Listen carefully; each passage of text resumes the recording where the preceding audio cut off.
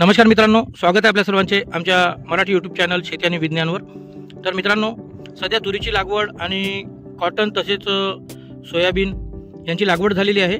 पण एक समस्या अशी आहे की तुरीचे बियाणे सुद्धा उकटून तिथंच खराब होऊन राहिले आहे किंवा खाल्ल्या जात आहे आणि त्यानंतर वापलेल्या तुरी सुद्धा मरत आहे। म्हणजे त्यांना जमिनीत आतल्या आत कातरून खाण्याचा जे कार्यक्रम चालू आहे त्या बाबतीत बघा, ही जी गोंगलगाई जिला म्हणतो आपण किंवा ह्या अळ्या ज्या आहेत, या अळ्या खूप त्रासदायक अशा आहेत आणि या आपल्याला सर्व पिकांना खूप नुकसान करत आहेत। तर याच्यावर नियंत्रण मिळवण्यासाठी तुरी किंवा सोयाबीन किंवा कॉटन हे लावल्यानंतर एक उपाययोजना आहे, छोटीशी उपाययोजना आहे, ती आपण या व्हिडिओमध्ये आपल्यासोबत शेअर करणार आहोत। तर व्हिडिओवर शेवटपर्यंत बनून राहा आणि व्हिडिओ आवडल्यास नक्की लाईक, शेअर आणि सबस्क्राईब करा। तर मित्रांनो, या प्रकारच्या अळ्यांचे शेतामध्ये नियंत्रण करण्यासाठी आपण एक दोन उपाय आपल्याला सुचवत आहोत।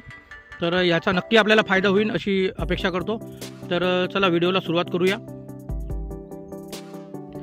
तर मित्रांनो, या संदर्भात आपल्याकडे 2 पेस्टिसाइड्स आहेत, त्याची माहिती आपण जाणून घेऊया। तर मित्रांनो, हे आहे धानुका कंपनीचे सुपर किलर। यामध्ये सायपरमेथ्रिन 25 EC या प्रमाणामध्ये आहे आणि याचा प्रतिपंपाचा डोस जो आहे तो 25 मिली किंवा 30 मिली एवढा वापरू शकतो आपण। आणि हे टोपणीनंतर पाठीमागेच आपण फवारणी पण करू शकतो। तर याच्यावर पिवळा पतंग आहे, हे जास्त विषारी गटात आहे। जास्त विषारीपेक्षा लाल पतंग असेल तर ते अति जास्त विषारी असं येते।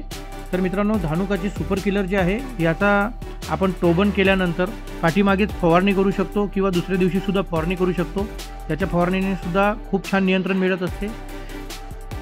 मित्रांनो, हे आहे नागार्जुना कंपनीचे फ्युरी।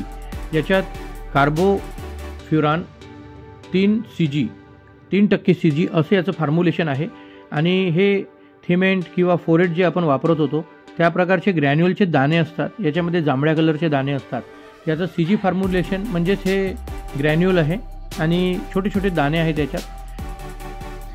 याचा वापर जो आहे तो तुरी टिबल्यानंतर किंवा पेरल्यानंतर आपण याच्या साऱ्यावर किंवा बेडवर पाठीमागे त्याची शिंपडण करू शकतो। अगदी थोडी थोडी शिंपडण करायची आहे। आपण पाहू शकता याच्यावर लाल पतंग आहे। लाल पतंग म्हणजे अति जास्त तीव्र विषारी।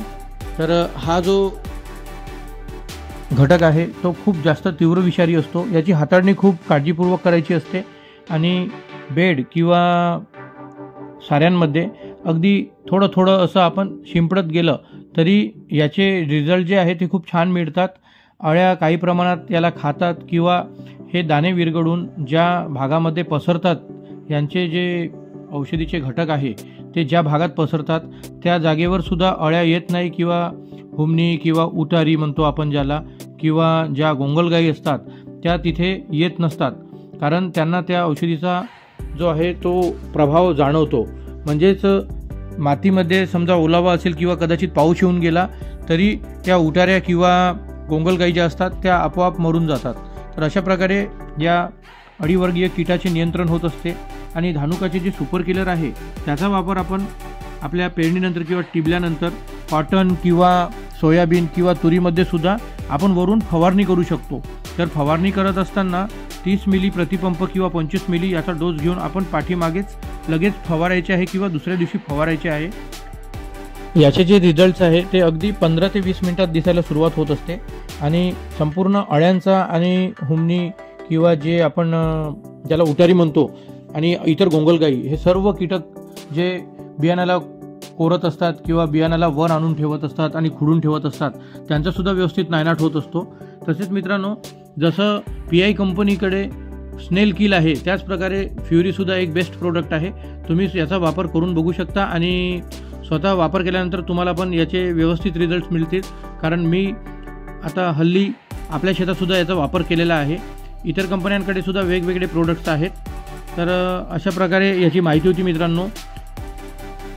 या प्रकारच्या अळ्या ज्या आहेत या उगवणीनंतर 2 ते 3 दिवसाचे जे कोवडे रोपटे असते यांना खाण्याचे काम करत असते।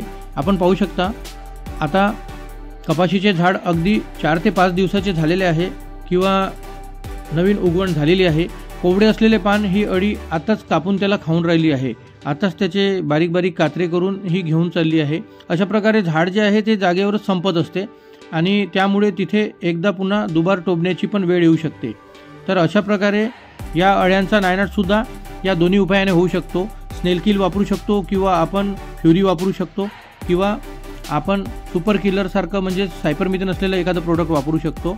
तर यांचा मी स्वतःच्या शेतात वापर केलेला आहे आणि मला खूप छान रिझल्ट्स मिळाले, म्हणून ही गोष्ट तुमच्यासोबत शेअर करावी असे मला वाटलं.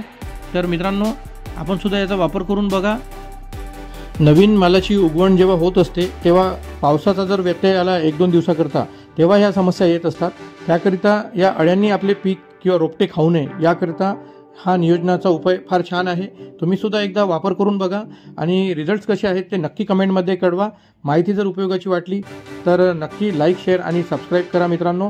आणि अशाच माहितीपूर्ण एका नवीन व्हिडिओमध्ये आपण भेटूया. तर ठीक आहे मित्रांनो, जय हिंद, धन्यवाद.